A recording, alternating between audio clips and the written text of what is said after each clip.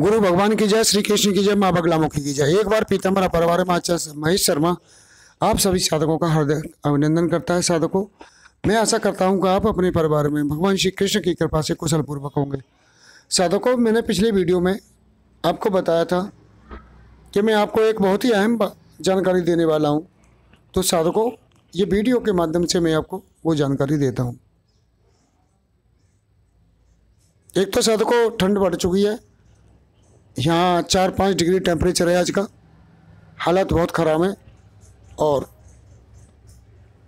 यह समय साधकों साधना करने का बहुत उपयुक्त समय होता है, क्योंकि साधक रात दिन छोटे होते हैं, रात बड़ी होती है, तो साधक अपने 9 बजे से या 10 बजे से लेकर 2 बजे तक आराम से साधना कर सकता है और 5 बजे तक सो भी सकता है।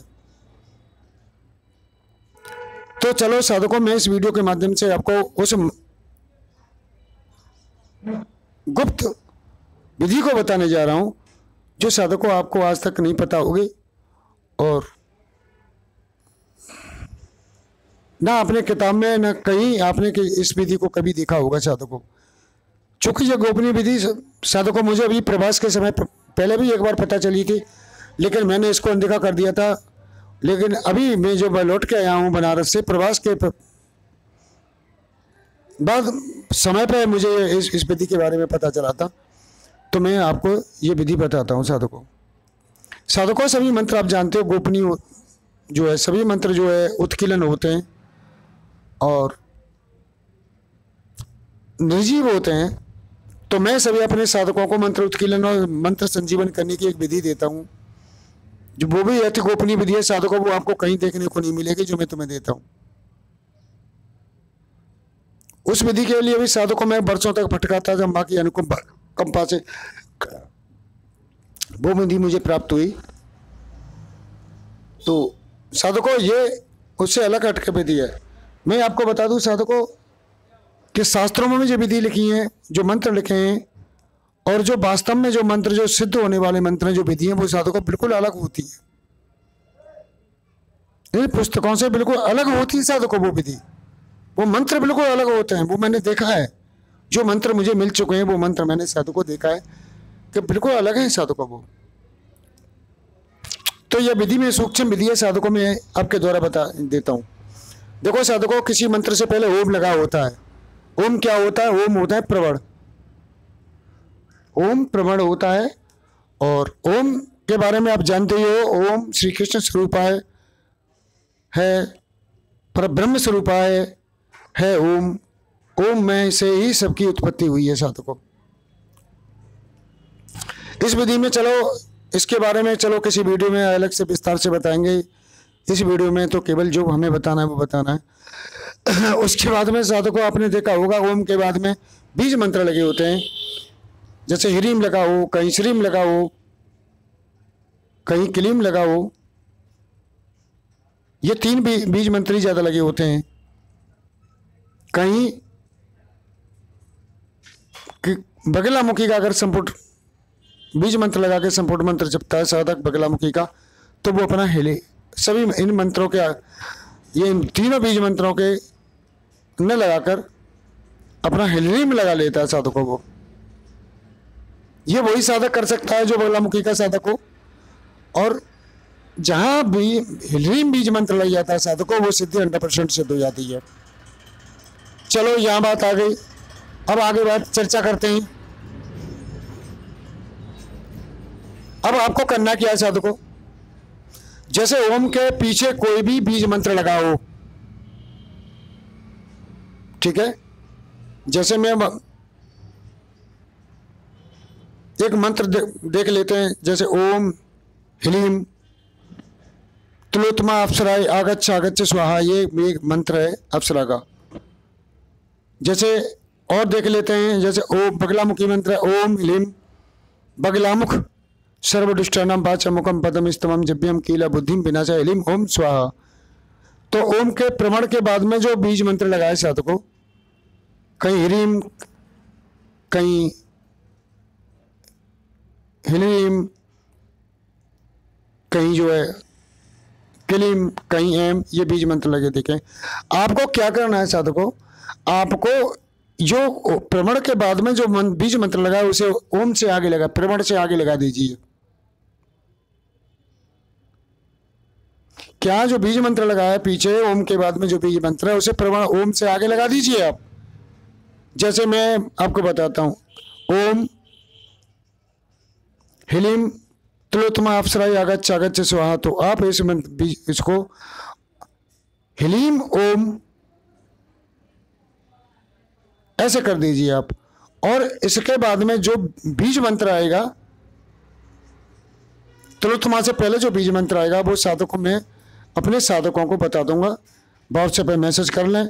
साधकों उस बताए हुए मेरे बीज मंत्र को जो गोपनीय है साधकों, मैं यहाँ इसलिए नहीं बता सकता हूँ क्योंकि जो मुझसे जुड़े हैं वो तो करने के लिए स्वतंत्र हैं, लेकिन जो मुझसे नहीं जुड़े हैं उनको नहीं बता सकता साधकों में।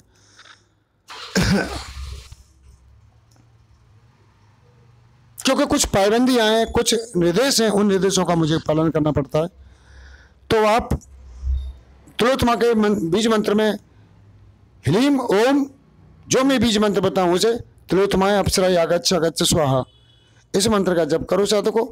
आपके सब जितने भी 16 संस्कार होते हैं मंत्र के वो हो जाएंगे, मंत्र का उत्कीर्ण हो जाएगा, मंत्र का संजीवन हो जाएगा, मंत्र का जागरण हो जाएगा और सिद्धि आपको हर हालत में भी मिलेगी। साधकों इस स्थिति में करने से कितना भी बुरा से बुरा साधक हो उसका ध्यान बेशक ना लगता हो, लेकिन उसे प्रत्यक्षीकरण 100% हो जाएगा। अब मैं एक मंत्र बगलामुखी के बारे में बता दूं। बगलामुखी का मंत्र है ओम ह्लीं बगलामुख सर्विष्टनम वाचं मुखम पद्मस्तमं जिह्वं किल बुद्धि विनाशलिंगं स्वाहा। ये बगलामुखी जी का मंत्र है। तो इसमें साधकों ह्लीं ओम और जो मैं बीज मंत्र बताऊं उसे लगा के बगलामुखी सर्विष्टनम वाचं मुखम पद्मस्तमं जिह्वं किल बुद्धि विनाशलिंगं स्वाहा, इस मंत्र को जब लगा दीजिए और आपको तत्काल सिद्धि मिल जाएगी। यानी जो बीज मंत्र है उसको ओम के आगे और जो मैं बताऊं उसे प्रमण के पीछे। साधकों इसमें एक रहस्य बहुत बड़ा, मैं उस रहस्य को आपको बता देता हूं। रहस्य क्या है? वो रहस्य ये है साधकों, आपने देखा होगा ये पूरा ब्रह्मांड ओम के द्वारा ही निर्मित है। ओम का है, ओम क्या है? आत्मा। हर मंत्र की भी ओम आत्मा है, लेकिन जो बीज मंत्र होते हैं वो होते हैं शक्ति।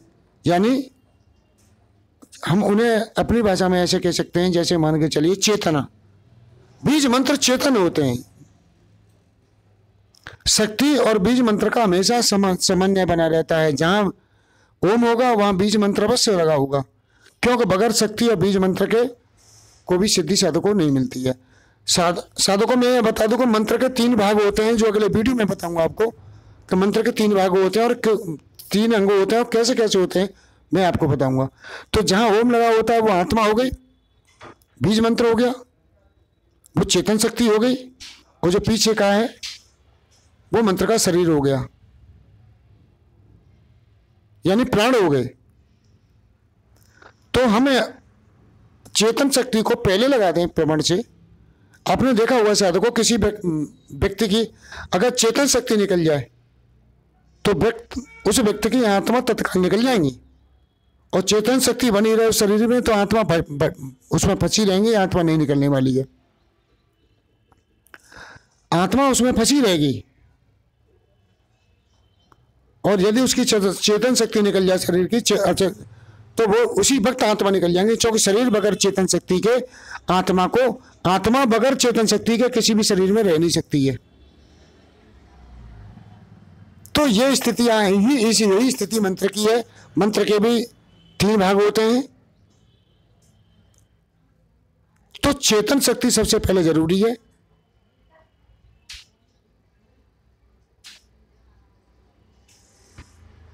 अगर चेतन शक्ति शरीर से निकलेगी तो शरीर निर्जीव हो जाएगा, आत्मा निकल जाएगी। इसीलिए ये बीज मंत्र हैं, ये चेतन होते हैं, चेतन शक्ति होते हैं। इन चेतन शक्तियों को आप जो है प्रमाण से यानी आत्मा से पहले लगा दीजिए। मंत्र की आत्मा होती है जो ओम, उससे आप पहले लगा दीजिए।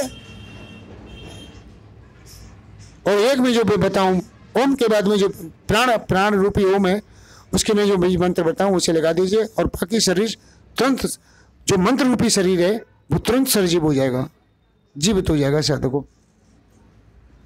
तो साधकों, आपने एक चीज और देखी होगी, हरे सीताराम, सीताराम कहते हैं, हरे, और वो जो है राधे कृष्ण, राधे कृष्ण कहते हैं। ऐसा क्यों कहते हैं? सीताराम सीताराम सीताराम, इनको सीता का नाम पहले क्यों आता है राम से पहले? दूसरा राधे कृष्ण से पहले राधे कृष्ण क्यों कहा जाता है? कुछ तो कारण होगा, कभी आपने सोचा है? वो कारण यही है साधकों, राम आत्मा है, सीता शक्ति है। सीता को अगर पहले स्थापित कर दिया जाए तो आत्मा में प्रबल शक्ति आ जाती है और आत्मा जी उठती है। और पहले आत्मा को अब लोगे तो टाइम लगेगा, होगा, वो भक्ति के ऊपर डिपेंड करता है, टाइम लगेगा लेकिन हो जाएगा साधकों। इसी तरह राधे कृष्ण राधा कृष्ण राधा कृष्ण, राधे का नाम पहले क्यों लिया जाता है? कृष्ण राधा क्यों नहीं किया जाता है? उसमें भी यही कारण है कि जो चेतन शक्ति है पहले ली जाती है, प्राण बाद में दिया जाता है।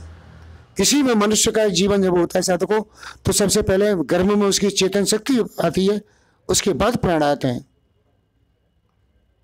3 या 4 महीने के में गर्भ में चेतन शक्ति आ जाती है आपको साधकों, लेकिन आत्मा बाद में प्रवेश करती है। आत्मा उसके हाथ दाएं बाएं घूमती रहती है और जब जन्म लेता है कोई जीव तो आत्मा उसमें प्रवेश कर जाती है जन्म लेने से पहले। तो सबसे पहले चेतन शक्ति की आवश्यकता है। इसलिए मैंने जो बताया है बीज मंत्र को आप पहले जपिए और मेरे द्वारा बताया हुआ बीज मंत्र ओम के बाद में लगा दीजिए, आपकी साधना सिद्ध हो जाएगी। और जिन मंत्रों में बीज मंत्र ओम के बाद में नहीं लगाए उनमें कुछ करने की आवश्यकता नहीं है। ये साधकों नियम जो है छोटी यक्षिणी किन्नरी अप्सरा वगैरह, ये गंधर्व वगैरह, इन अप्सराओं में इनमें लागू होता है साधकों। बड़े ब्रह्म के जो मंत्र हैं उनमें बहुत कम मात्रा में वो जो है बीज मंत्र लगे हैं, और बीज मंत्र उनमें लगा है तो आप ऐसा कर दीजिए। इसी के साथ मैं आपसे विदा लेता हूं, अगले वीडियो में फिर मिलूंगा साधकों। और जब तक के लिए मुझे आज्ञा दें। और मेरा वीडियो कैसा लगा, मेरी बातें कैसी लगी, आप मुझे कमेंट करके अवश्य बताएं। अगले वीडियो में साधकों फिर और बहुत बड़ी ज्ञान की बात बताऊंगा। जब तक के लिए हरे कृष्णा हरे कृष्णा। हाँ साधकों, एक निवेदन और करना चाहता हूँ, जिन साधकों से मुझसे दीक्षा ले रखी है वो साधक मुझे व्हाट्सएप पर तुरंत पूछ सकते हैं अपने मंत्र के बारे में, जो साधना कर रहे हैं और जिन्होंने करके छोड़ दी है वो भी करें इसे। और जो नए साधक जुड़े पहले उस चैनल को सब्सक्राइब करें, लाइक करें और दीक्षा लें। उसके बाद इसके बारे में मुझसे पूछें कुछ। जय श्री कृष्ण जय श्री कृष्ण जय श्री कृष्ण।